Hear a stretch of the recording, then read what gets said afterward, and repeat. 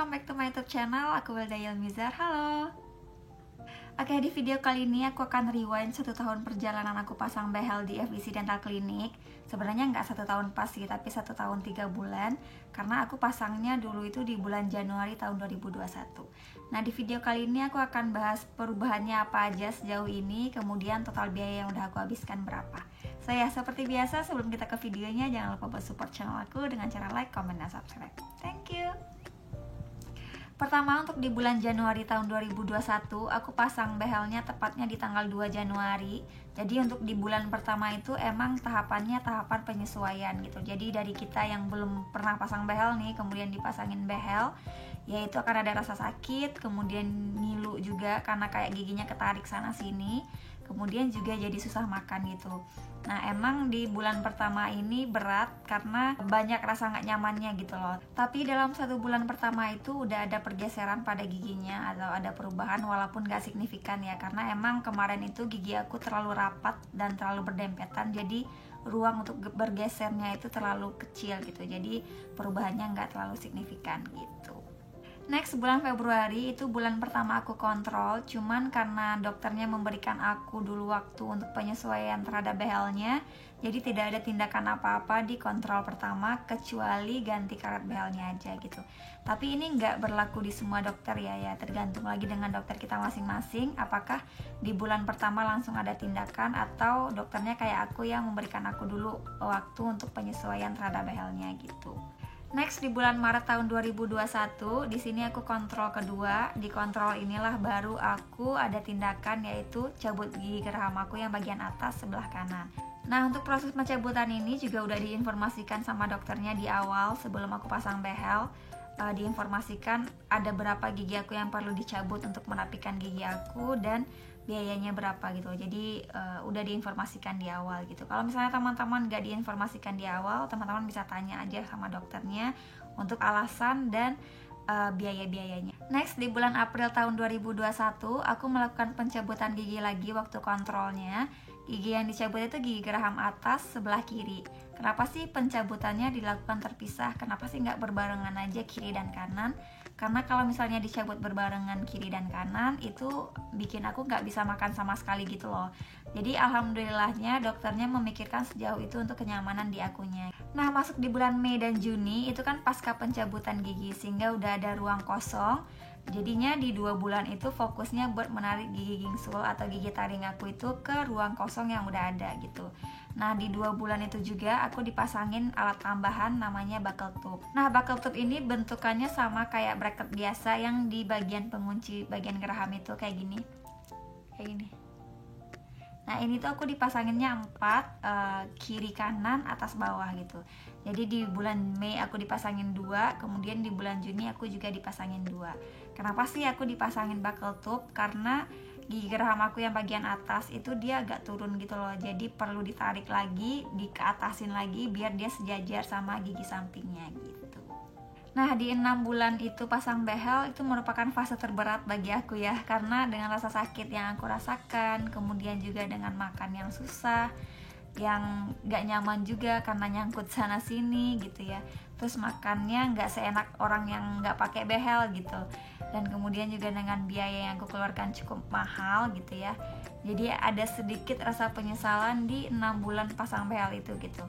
Tapi mungkin 6 bulan itu adalah tahapan penyesuaiannya juga. Jadi ternyata butuh waktu yang agak lumayan lama buat penyesuaian behelnya, sampai aku di titik sekarang yang dimana makannya udah biasa aja gitu loh. Jadi udah terbiasa dengan behelnya gitu. Nah, untuk perubahan di 6 bulan pertama ini, teman-teman bisa lihat foto ini. Jadi perubahannya yang paling signifikan yaitu ya di bagian gigi gingsul aku atau di bagian gigi taring aku yang udah bergeser gitu loh, yang udah memberikan ruang untuk gigi aku yang di bagian belakang sehingga bisa ditarik ke depan gitu.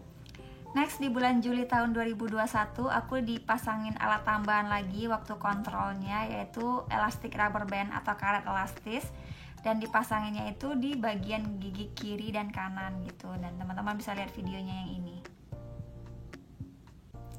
Next, di bulan Agustus tahun 2021, gigi aku yang belum dipasangin bracket akhirnya dipasangin bracket dan mulai ditarik ke depan gitu. Nah, di bulan itu juga aku dipasangin peninggi gigi di bagian geraham kiri dan kanan yang bawah yang putih-putih itu, dan itu fungsinya untuk gigi aku yang ditarik itu agar nggak kehalang sama gigi bawahnya gitu. Nah, untuk lengkapnya gimana peninggi gigi itu bekerja dan rasanya gimana pasang peninggi gigi, teman-teman bisa lihat video aku yang ini. Next, di bulan September tahun 2021 aku dipasangin karet elastis lagi atau elastic rubber band, tapi dengan posisi yang berbeda dari yang sebelumnya. Dan ini adalah posisi yang paling mengganggu kalau menurut aku, karena itu benar-benar mengganggu kita ketika ngomong, dan kalau makan pun harus dicopot gitu loh. Jadi mengganggu banget sih kalau menurut aku.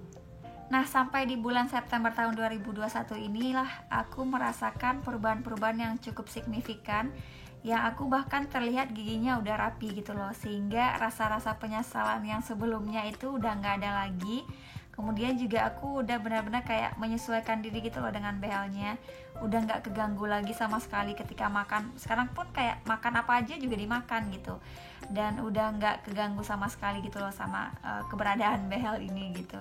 Next, untuk bulan Oktober, November, Desember, karena gigi aku yang atasnya udah sejajar, sehingga untuk 3 bulan itu fokusnya lebih ke menyamakan rahang atas sama rahang bawah dan menemukan gigitan yang pas gitu. Jadi untuk 3 bulan itu prosesnya ya menarik gigi bagian bawah ke kanan karena biar menyamakan rahangnya, sehingga aku dipasangin power change. Jadi gantian itu loh setiap bulannya untuk ditarik satu persatu ke sebelah kanan yang gigi bawahnya gitu. Jadi itu doang sih 3 bulan itu. Ya alat tambahannya paling aku tetap pakai karet elastis gitu.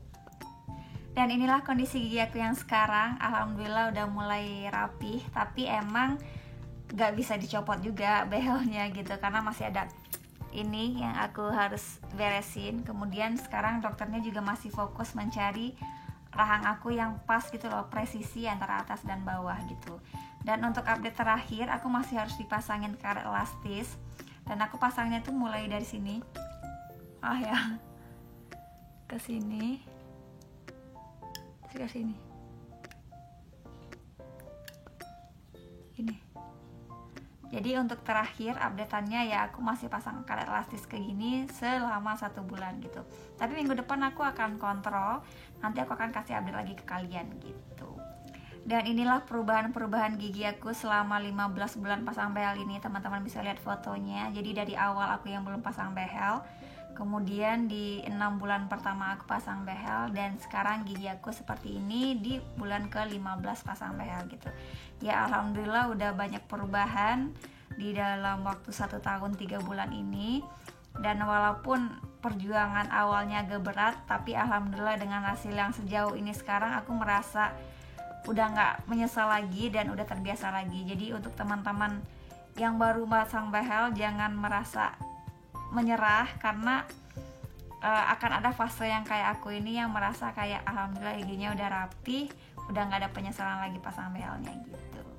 Nah, ini adalah rincian biaya pengeluaran aku selama 15 bulan pasang behel. Teman-teman bisa lihat deskripsinya, kemudian biayanya berapa, atau teman-teman bisa screenshot dulu pada bagian ini. Dan di sini aku udah menghabiskan uang 12 juta dalam waktu 15 bulan pasang behel gitu. Nah, di sini aku mau menekankan, aku nggak bermaksud pamer sama sekali, tapi aku cuma mau memberikan informasi ke teman-teman yang mau pasang behel, bahwa untuk pasang behel itu biaya yang dipikirkan nggak cuma ketika pasangnya aja, tapi biaya yang lebih mahal itu adalah after kontrolnya, yaitu biaya kontrolnya, kemudian alat tambahan dan lain-lainnya gitu. Sehingga teman-teman bisa mempersiapkan diri lebih gitu loh, dan memikirkan agar nanti kalau misalnya pasang behel biaya kontrolnya gimana gitu. Jangan sampai pasang behel iya, tapi kemudian kaget ketika tahu biaya kontrolnya mahal sehingga nggak kontrol, sehingga akhirnya nggak ada progres sama sekali pada gigi kalian gitu. Nah, itu tadi perjalanan aku 1 tahun pasang behel, kemudian juga biaya yang aku keluarkan selama 1 tahun pasang behel. Semoga informasinya bermanfaat, dan kalau misalnya teman-teman ada pertanyaan bisa langsung aja komen di kolom komentar, atau bisa DM aku di Instagram @ibeldayalmizar. So yeah, thank you for watching and see you on my next video. Bye bye.